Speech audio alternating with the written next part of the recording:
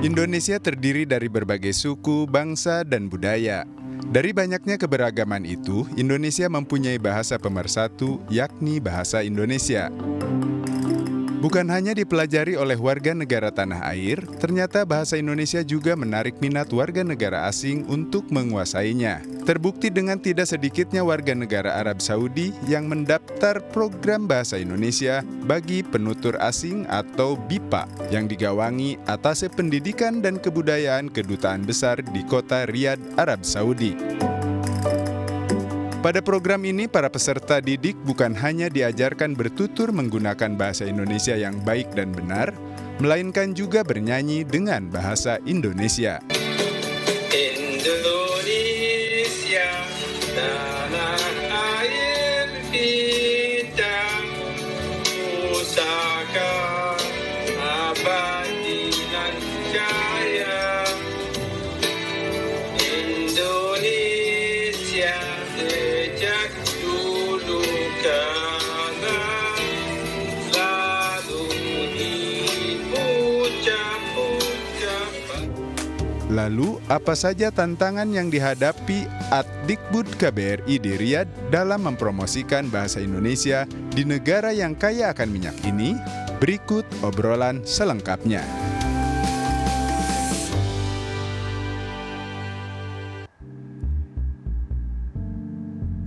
Halo, apa kabar pemirsa? Selamat datang di iBreak. Bersama saya Dewi Kumala selama 30 menit ke depan saya akan menemani pemirsa kali ini. Ya pemirsa, pendidikan merupakan kata kunci kemajuan sebuah bangsa, di mana karakter sebuah bangsa tercermin dari tingkat pendidikan warganya. Nyatanya penyelenggaraan pendidikan tidak cukup dipenuhi di dalam negeri saja.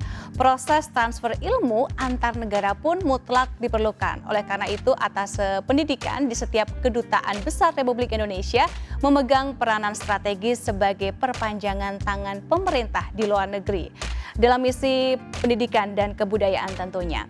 Lalu seperti apa program serta tantangan pendidikan yang dihadapi Adikbud KBRI Arab Saudi di masa pandemi saat ini? Sudah terhubung melalui jaringan internet dari kota Riyadh, Arab Saudi, Bapak Ahmad Ubaidillah selaku Adikbud KBRI Riyadh. Kita sapa terlebih dahulu. Halo, apa kabar Bapak Ubay? Kabar baik Mbak, Assalamualaikum. Iya, Assalamualaikum Bapak. Bapak ini kalau ya Jakarta Riyadh ini 4 jam lebih ini ya Pak ya, sesudah Riyadh ya Pak ya, berarti jam 2 siang. Betul. Oke. Betul, di sini jam 2 siang. Oke, mungkin saya langsung saja menuju ke pertanyaan pertama ini terkait mengenai surat keputusan bersama 4 menteri mengenai panduan penyelenggaraan belajar nih Pak untuk tahun ajaran 2020-2021. Kalau di tanah air memang saat ini kita masih belajar secara daring atau virtual di rumah Pak, dan mungkin nanti akan ada wacana untuk kembali belajar seperti sedia kala di bulan Januari 2021. Kalau untuk di Arab Saudi seperti apa Pak? Iya. Di Arab Saudi sejak diberlakukannya lockdown yaitu pertengahan Maret tahun ini, pemerintah Saudi memberlakukan pembelajaran virtual bagi seluruh siswa dari tingkatan dasar sampai perguruan tinggi. Oke, berarti keadaannya hampir mirip dengan yang di tanah air ya Pak ya? Iya, demikian Pak. Oke, kendala apa saja sih Pak yang mungkin dirasakan oleh para siswa Pak di Arab Saudi pada waktu belajar daring di rumah? Iya, awalnya tentu hampir sama lah di sejumlah negara di Indonesia misalnya, yaitu kendala teknologi, jaringan yang sering terganggu, kemudian juga masalah kuota, namun berangsur pemerintah Saudi memberikan kebijakan-kebijakan pendidikan selama pandemi ini, misalnya dengan memberikan kuota pulsa misalnya, ataupun memberikan laptop bagi warga Saudi yang dianggap tidak mampu, bekerjasama dengan juga provider yang ada di Saudi dalam rangka kelancaran pembelajaran daring ini.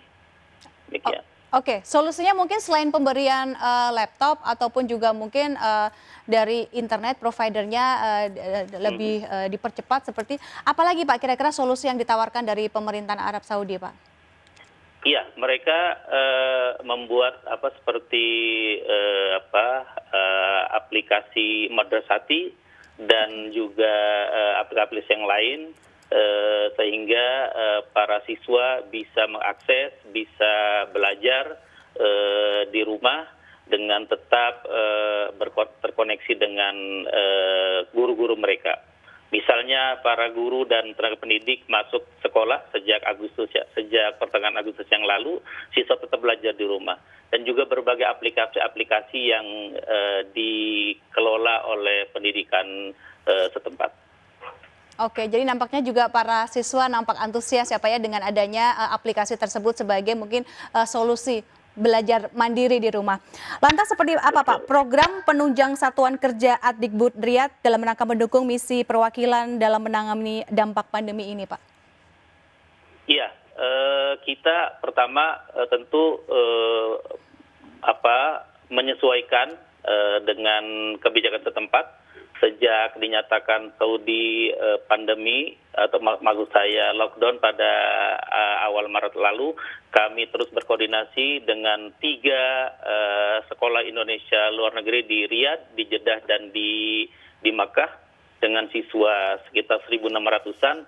Kita melakukan upgrading guru-guru dan guru-guru juga dipersiapkan dengan aplikasi keterampilan menggunakan aplikasi virtual seperti mengakses di Microsoft Teams, kemudian Zoom, Edmodo, Gform, platform pendidikan yang lainnya. Dan juga kita berkolaborasi dengan pusat, maksudnya dengan Kementerian Pendidikan di Jakarta untuk pelatihan para guru selama pembelajaran di masa pandemi ini. Nampaknya semuanya sudah sigap untuk berkolaborasi dan bersinergi ya Pak ya.